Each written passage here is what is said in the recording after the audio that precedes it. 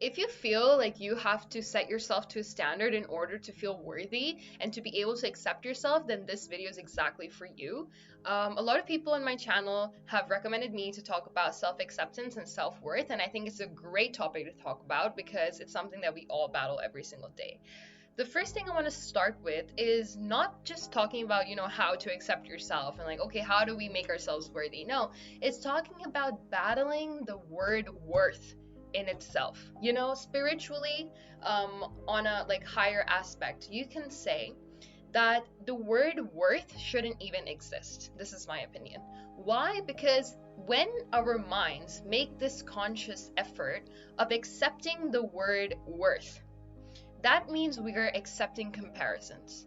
We are accepting that, okay, I will be worthy if I do these things. I will be worthy if I'm able to achieve this amount of money by tomorrow or by next year. I will be worthy if I'm able to get this job. I will be worthy if I have these amount of friends. I'll be worthy if I look this way and if I talk or speak this way, So the moment your mind creates an understanding of the word worth, that is when it's going to start creating an opening for you to compare yourself to. So the first thing that I say is to be aware that we have been taught it's not our instinct to compare. It's our instinct to survive. It's not our instinct to compare or create comparisons for us to feel crappier or better than someone else. We've been taught that our value is tied to achievements. We've been taught that it's tied to our looks. We've been taught that it's tied to how others see us, or that, okay, if I get a promotion in this job, then I'll do better. Okay, if I get the grade A or grade B, then, maybe I'm worse than the other students. Since birth, since the time we've been literally entering kindergarten or school or jobs or commercial aspects, we have just been taught to compare, that this is better than this, that is worse than that, this is a bit better, you should do this instead of that. And if we completely, which is going to take time, eliminate that aspect, we'll actually realize that you are worthy already. There is no such thing as worth because everyone has their own unique path. So you don't have to hustle for worth. You don't have to fight for worth. You don't need to prove your worth to anyone. And the moment you start accepting that, you realize that this whole human societal belief that we've made that we need to compare ourselves to someone else is just a way to keep us going. We keep ourselves going because we have a fear for the future. We keep ourselves going because we want to change the past. We keep ourselves going because we're not happy with the present, right? So the same way, we keep ourselves going because we feel we're not worthy or we can't accept ourselves unless we do a certain thing. So you must understand that spiritually, we are all connected. We're connected to something greater, and that is the universe. That is the divine selves of ourselves. That is the divine energy which resonates within me and resonates within you too. Because if we take away everything else, you are me and I am you. And that's the connection and proof of our inherent worth. You are worthy if you can breathe. You're worthy if you have a heart. The same way that a chicken is worthy, a fly is worthy, a mosquito is worthy, a flower is worthy, a plant is worthy, because everything is worthy. You're not comparing yourself. It's like asking, I guess, the quote that we've heard from a long time. It's like asking a fish to climb a tree. You can't do that. A fish swims in the water. That's its environment. So for you to create comparisons and even bring up that topic in your head that, okay, worth is something that exists in this universe, then you'll start comparing yourself. So don't do that. Do not create that space for worth, the word worth, to even exist in the first place. That's the best way that we can eliminate feeling unworthy or feeling like we can't accept ourselves, is to realize that there's no such thing as needing to feel worthy or needing to feel acceptance in the first place. So once we start accepting that, we can actually start questioning ourselves that how do we start reconnecting to our true worth? How do we start reconnecting with actual worth? And that is about not fixing yourself against the beliefs, against the values, against the expectations that you've been set upon to make yourself feel worthy. And this could be anything from a parent, this could be anything from a friend, this could be anything from a classmate that you met who's a bit better than you, this could be the people in the gym that you keep comparing yourself to, So take away that and try to understand that, okay, ever since I was born, or ever since I gained consciousness, what is it that has made me feel unworthy? What makes you feel unworthy? You know, ask yourself that. Is it because maybe I don't look pretty enough? Is it because maybe I don't work hard enough? Is it maybe because I don't have the ideal partner that I want in life? Is it because I don't have the ideal life that I have? You are attaching yourself to other outcomes to make your inner feeling feel like it's not worthy. Like, to be honest, the harsh truth, that is the stupidest thing a human can do, is to make yourself feel unworthy on things that are literally external. Like, that's not related to who you are. You know, you're human and I'm human, and that's all that matters. So we are already accepted. We are already worthy.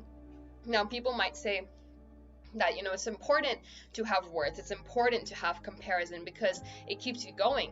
Yeah, to an extent, sure. That works because you are setting yourself a bar of where you feel like you should be, and that is your truth. But what people do, and what maybe you feel, is that you set yourself to that truth. You set yourself to someone else's truth. So they feel like this makes them feel better. And you're comparing yourself to that and be like, oh, well, you know, they're so much better than me. Even I should be that way. And even I should like look that way and feel that way. So that's where we go wrong. So setting yourself a high standard is not wrong, but comparing yourself to it, that's where we screw up, you know? So remember that self-worth and self-acceptance is something that's deeply personal as well. You know, the reason why we feel like we're unworthy and that we can't accept ourselves is because it's personal. Because we have a certain, you know, like standard that we want in our lives. So notice that. Notice it, that why am I feeling unworthy? Is it because I want that thing? Is it because I'm unable to accept myself because this is what I feel I need in my life? And when you start questioning yourself in this way, you'll actually be able to understand your desires. You'll be able to separate them. Say that, for example, if I say, I don't know, let's say, I want to gain like 17, 18 kgs in the couple of months, you know? So, okay, that's my goal. All right. Now, what if 3 months later I don't get that goal? What if 3 months later I'm scrolling on Instagram and I see someone who is super bulked and super strong, and I see that woman and I'm like, shit, man, like, you know, I wish I look like her. You know, I couldn't achieve that. That's where we go wrong. Because we look at someone else and we compare their truth to our truth, and we say that, okay, because I didn't achieve this thing, I'm henceforward not worthy enough to be human. And this can make you dive down such deep holes. Trust me, I've been there. It can make you dive down such deep holes into making yourself to some external value, making yourself feel like I need to achieve this to feel better about myself. And if you don't, you start going into this cycle of depression. It can get you to suicide. It can get you to feeling like I'm not good enough. It will literally impact you in the way you go through your life. So remember that the way to overcome this, number one, is to understand that worth doesn't even exist. It's not something that should exist in your mind. Why is there something like worth that exists? If I accept that, that means I'm creating a space for comparison. Secondly, try to understand that someone else's truth is not your truth.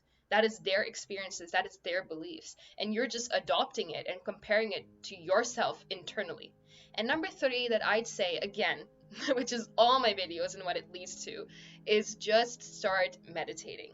Literally, it's helped me, and this is my truth. I'm going to tell you my truth, and that is to just self-reflect. It's just to sit in stillness.